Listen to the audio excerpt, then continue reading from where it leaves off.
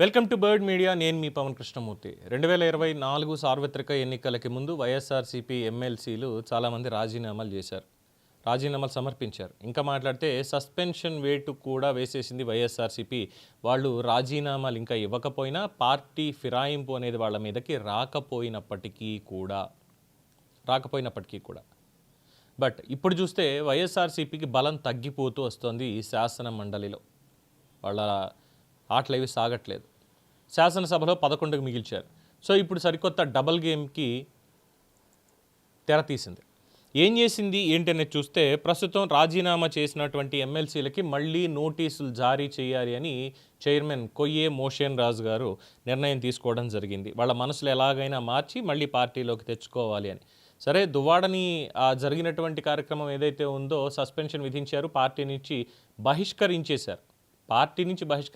కానీ ఆయన పాపం పార్టీని పట్టుకొని ఆయన వేలాడుతున్నాడు. మొన్న కూడా జగన్మోహన్ రెడ్డి గారు అసెంబ్లీ సమావేశానికి గవర్నర్ ప్రసంగం రోజు వచ్చినప్పటికీ అయ్యా ఏంటి మరి ఎమ్మెల్సీలుగా మనం ఏం చేయాలి శాసన మండలిలో అని అడిగితే మీకు నచ్చింది చేయండి దువ్వాడ అని చెప్పి ఆయన అక్కడికి చెప్పేసి వెళ్ళిపోయారు. సో మళ్ళీ దువ్వుతున్నారా అన్నటువంటి మాట కూడా వినిపించింది. అయితే గతంలో రాజీనామాలు చేసినటువంటి 5 ఎమ్మెల్సీలు జాకియా ఖానం, జయమంగళ వెంకటరమణ, పోతుల సునీత, కరి పద్మశ్రీ, బల్లి కళ్యాణ్ చక్రవర్తి, మర్రి రాజశేఖర్ వీళ్ళందరూ ఇతరత్ర పార్టీలో చేరిపారు. జాకియా ఖానం బీజేపీలో చేరారు. బీజేపీలో చేరిన తర్వాత మళ్ళీ ఆవిడ మనసు మారేలా చేసి మళ్ళీ రాజీనామా ఉపసంహరించుకుని వైఎస్ఆర్సీపీ తోటే ఉండేలా వాళ్ళు చేసుకోవడం జరిగింది. సో అనర్హత వేటు వేస్తే మళ్ళీ మొత్తం సీట్లన్నీ పోతాయి, ఆ 5 కూడా కూటమికి వెళ్ళిపోతే మనకు వచ్చేదేమీ లేదు. అందువల్ల వాళ్ళ మనసు మార్చి ఉన్నంతసేపు మనతోటే ఉంచుకుందాం అని చెప్పి ఇప్పుడు కొత్తగా ప్లాన్ అనేది వేశారు. రాజీనామాలు ఆమోదిస్తే వెంటనే పార్టీలోకి వెళ్ళిపోవచ్చు, వెంటనే మళ్ళీ అదే పదవిని వాళ్ళు తీసుకోవచ్చు అనేటువంటి దాంట్లో వీళ్ళుంటే కొయ్యే మోషన్ రాజు మాత్రం ఇప్పటికీ కూడా దీనికి సంబంధించి కనీసం నిర్ణయం తీసుకోవడం లేదు.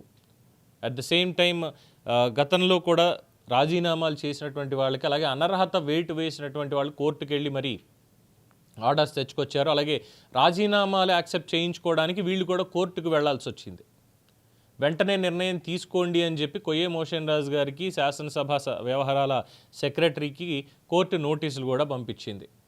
బట్ ఇప్పటిదాకా తీసుకోకుండా మళ్ళీ వీళ్ళకే నోటీసులు ఇచ్చి మీరు మనసు మార్చుకుంటారా లేదా అని చెప్పి ప్రస్తుతం ఇక వాళ్ళని బతిమలాడేటువంటి కార్యాచరణకి పూనుకున్నారు. ఏం చెప్పాలి? సో ఇది డబల్ గేమ్ కదా. అధికారంలో ఉన్నాం, మళ్ళీ మనమే వచ్చేస్తాం, 30 ఏళ్ల పాటు మనమే ముఖ్యమంత్రిగా ఉంటాం. జగన్మోహన్ రెడ్డి గారు వైనాట్ 175 అని చెప్పి చేసినటువంటి ప్రహసనం 24 ఎన్నికలకి ముందు.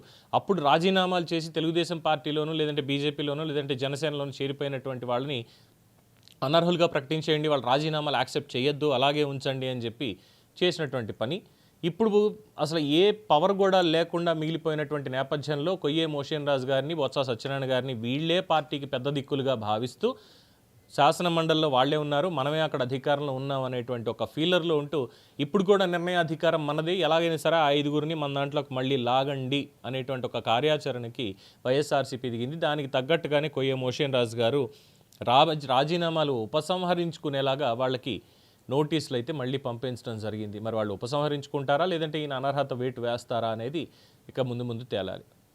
ఏమంటారు? దీని మీద మీ అభిప్రాయం తెలియచేయండి. చూస్తూనే ఉండండి ది బర్డ్ మీడియా.